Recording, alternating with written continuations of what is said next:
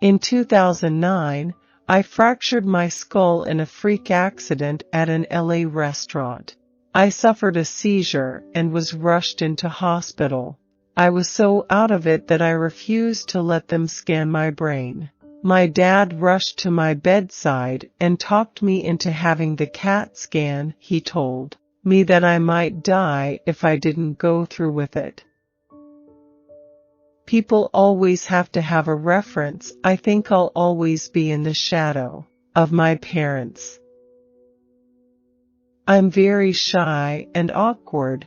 I can't have a normal conversation, and then people think I'm being a bit rude, but really I'm not. It's always best to challenge yourself and go to a place out of your comfort zone. It stresses me out writing songs. I get really super nervous and speedy. I feel like I'm possessed. I'm very much a creature of habit. I don't like to try new things. I write most of my stuff when I'm on a train or a plane, any mode of transport. I like trains because you hear this motoric rhythm and the scenery is great. You go into your own little world. You don't have to be anywhere else. I'm an extremist. I don't do things in halves. I don't moderate anything. That can be with work or with good things as well. But often, I take it a bit too far. I sometimes suffer from insomnia, and one of the first times it ever happened, I was like, I don't know what to do with myself. So I started writing a song, and by morning, it was finished. It was about how I couldn't sleep. I was 14. My French is terrible, and my Spanish is even worse. I find Spanish really difficult. They speak so quickly, whereas in German, it's very clear what they're saying. It's easier to repeat.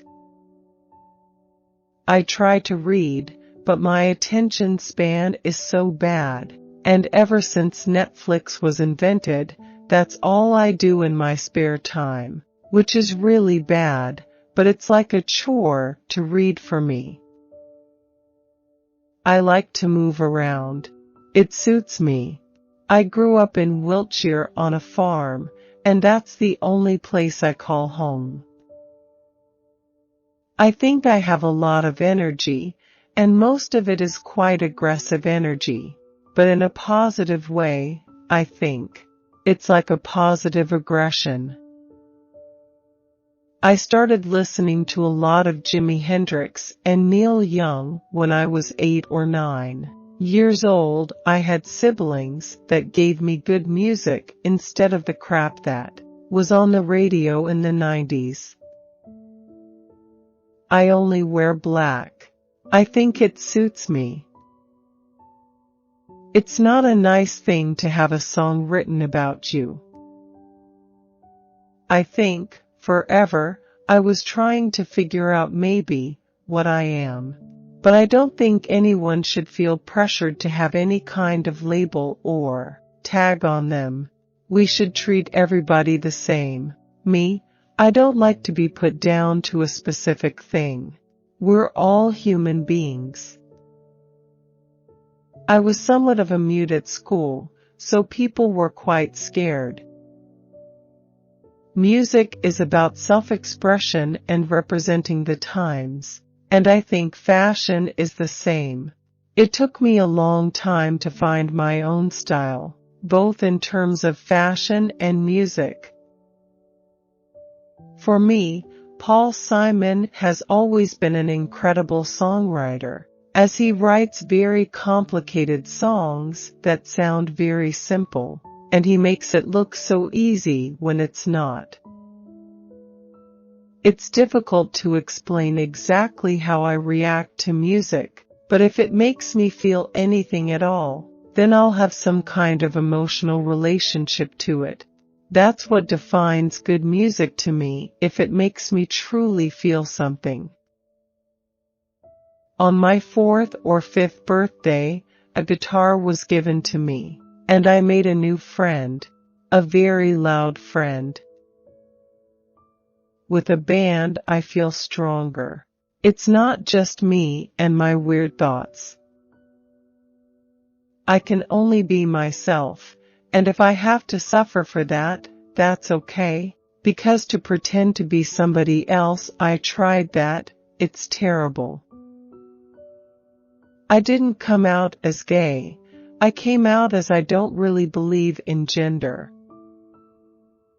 I wear a lot of black, like my heart. Being Sting's daughter hasn't kicked any doors open for me. He has had absolutely nothing to do with my career. It's all been down to me so far, and that's how I want to keep it.